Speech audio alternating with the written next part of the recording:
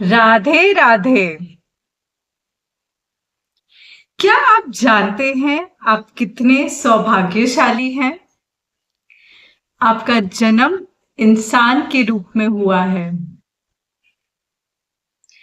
इंसानों में और जानवरों में बहुत अंतर है। जानवर ध्यान नहीं कर सकते, भगवान की प्रार्थना नहीं कर सकते, भगवान की खोज नहीं कर सकते। ये सौभाग्य सिर्फ इंसान को मिला है ताकि वो इस जन्म मरण के चक्कर से मुक्ति पा सके। पर यह कैसे संभव है? भगवान तक पहुंचने का क्या रास्ता है?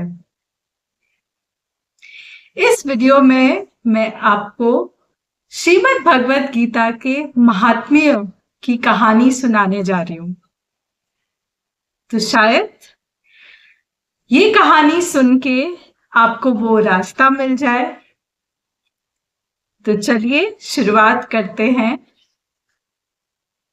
श्रीमद् भगवत गीता के 15वां अध्याय का महात्म्य जो पद्म पुराण से लिया गया है। शिव जी पार्वती जी से कहते हैं, प्रिय पार्वती, आज मैं तुम्हें श्रीमद् भगवत गीता के 15वां अध्याय का महात्म्य सुनाने जा रहा हूं, तो जरा ध्यान से सुनना। एक राज्य था, उसका नाम था गौद देसा। वहां पे एक राजा थे, उनका नाम था नरसिंह। वो इतने शक्तिशाली थे कि वो देवताओं को भी हरा दिया करते थे। उनके एक सेनापति थे, उनका नाम था सौरभ मिरुंद। सौरभ मिरुंद बहुत ही लोभी किस्म का इंसान था। वो राजा को पसंद नहीं करता था। उसकी नजर उनके राज्य पे थी, इसीलिए उसने राजकुमार के साथ मिलके राजा को मारने का षड्यंत्र रचा। पर वो षड्यंत्र कामयाब नहीं हो सका क्योंकि उसे कोई बीमारी लग गई और इस बीमारी के कारण उसकी मृत्यु हो गई। और मृत्यु के उपरांत एक जगह जिसका नाम है सिंधु, वहां पे उसका जन्म एक बहुत ही सुंदर घोड़े के रूप में हुआ। सुंदर, सफेद, फुर्तीला और बहुत सारे दिव्य गुण थे उस घोड़े में। जब गौद देसा के एक अमीर आदमी के लड़के ने की नजर उस घोड़े पर पड़ी तो उसके मन में आया कि अगर मैं ये घोड़ा राजा नरसिंह को बेच दूं तो मुझे उसका बहुत अच्छा मूल्य मिलेगा। तो उसने वो घोड़ा हासिल किया और तुरंत ही राजा से भेंट करने राज्य चला गया। और जब वो राजा के पास पहुंचा तो उसने उस घोड़े की बहुत तारीफ करी। कहा कि ये बहुत ही अनोखा घोड़ा है, बहुत ही तीव्र है, तेज है, बहुत सुंदर है, अलौकिक है। आपको ऐसा घोड़ा चारों दिशाओं में और कहीं नहीं मिलेगा। और राजा को भी वो घोड़ा बहुत पसंद आया और उसने बहुत ज्यादा कीमत देके उस घोड़े को खरीद लिया। और फिर कुछ समय बाद राजा का मन हुआ शिकार पे जाने का, तो वो उसी घोड़े पे बैठ के शिकार के लिए निकल पड़ा कुछ लोगों के साथ। वो जैसे ही जंगल के बीचों बीच पहुंचा, उसे एक हिरन दिखा और उस हिरन का पीछा करते करते वो अपने बाकी लोगों को पीछे छोड़ दिया और वो तेज गति से उस हिरन के पीछे जा पहुंचा।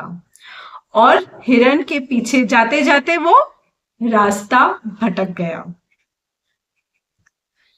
और रास्ता भटकने के उपरांत वो बहुत थक गया था, इसीलिए वो एक जगह रुका। उसने एक घोड़े को पेड़ से बांध दिया और फिर एक पत्थर के ऊपर बैठ के आराम करने लगा। जब वो पत्थर के ऊपर बैठा हुआ था, उसकी नजर एक पर्ची पे पड़ी जो बहुत फड़फड़ा रहा था, और वो फड़फड़ाते हुए राजा के पैरों के उधर आ गिरा। और जब राजा ने उठा के उस पर्ची को देखा, उसमें कुछ शब्द लिखे हुए थे। वो शब्द और कुछ नहीं, श्रीमद् भगवद गीता के 15वें अध्याय के श्लोकों के शब्द थे। तब राजा ने जैसे ही वो श्लोक पढ़ने शुरू किए, तो उसकी ध्वनि उस घोड़े के कानों पर पड़ी और उस घोड़े ने तुरंत अपना वो शरीर त्याग दिया। और एक पुष्पक विमान आया और घोड़े ने जो अपना दिव्य शरीर पाया था, उस पुष्पक विमान में वो विराजमान हुआ और वो वैकुंठ को चला गया। राजा ने ये सब देखा और बहुत हैरान हो गया कि कैसे वो घोड़ा, उसने अपना शरीर त्याग दिया और पुष्पक विमान में बैठ के वो वैकुंठ तक चला गया। राजा को समझ में नहीं आया। तो राजा ने देखा नजदीक एक आश्रम है, तो वो आश्रम में चला गया और उस आश्रम में देखा उसने एक ब्राह्मण बैठे हुए हैं। बहुत ही हाथ जोड़ के विनम्र तरीके से राजा ने उस ब्राह्मण से पूछा कि हे ब्राह्मण, मेरे आंखों के सामने मेरा घोड़ा, उसकी मृत्यु हो गई और वो वैकुंठ को चला गया। आप ऐसे लगते हैं जैसे आपने सब इंद्रियों पे विजय पा ली है। कृपया करके मुझे इस रहस्य का राज बताएं। तब वो ब्राह्मण कहते हैं कि आपके राज्य में एक सेनापति हुआ करते थे जिसका नाम था सौरभ मिरुंद। उसने राजकुमार के साथ मिलके आपको मारने का षड्यंत्र रचा था, पर वो षड्यंत्र कामयाब नहीं हुआ और उसे कोई बीमारी लग गई जिस कारण उसकी मृत्यु हो गई। और मृत्यु के उपरांत उसे इस घोड़े का रूप मिला। और इत्तेफाक की बात है कि आपने जो शब्द बोले वो श्रीमद् भगवद गीता के 15वें अध्याय के श्लोक थे, जो उस घोड़े के कानों तक पहुंची और इस कारण उसने अपना शरीर त्याग दिया और उसे वैकुंठ की प्राप्ति हुई। तब राजा ने बड़ा आदर पूर्वक उस ब्राह्मण, जिसका नाम था विश्वशर्मा, उसे प्रणाम करते हुए वो अपने राजमहल वापस चले गए। और वो जो 2-3 शब्द थे, श्लोक थे, वो राजा बार बार बोलते रहे। और फिर उन्होंने तय किया और अपना सारा राज्य अपने पुत्र को सौंप दिया, उसका राज्य अभिषेक किया और वो वन की तरफ चले गए। और वन में जाने के बाद उन्होंने नियम से श्रीमद् भगवद गीता के 15वें अध्याय का पाठ करने लग गए। और उसके उपरांत कुछ समय बाद ही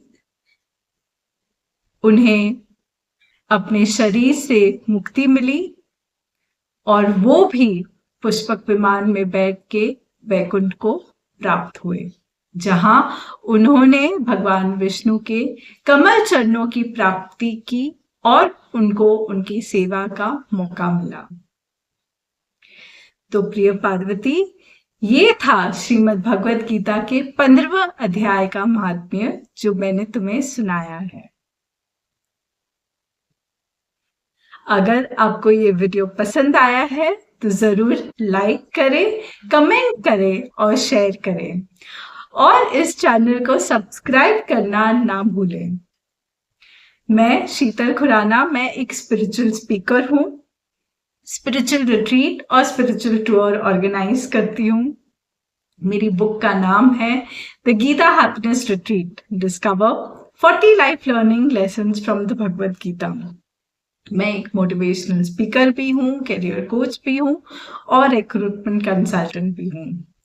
तो अगर आप मेरे साथ संपर्क करना चाहते हैं तो इस नंबर पे कॉल कर सकते हैं 9371093246। और इस वीडियो को अंत तक देखने के लिए आपका कोटि कोटि धन्यवाद। राधे राधे।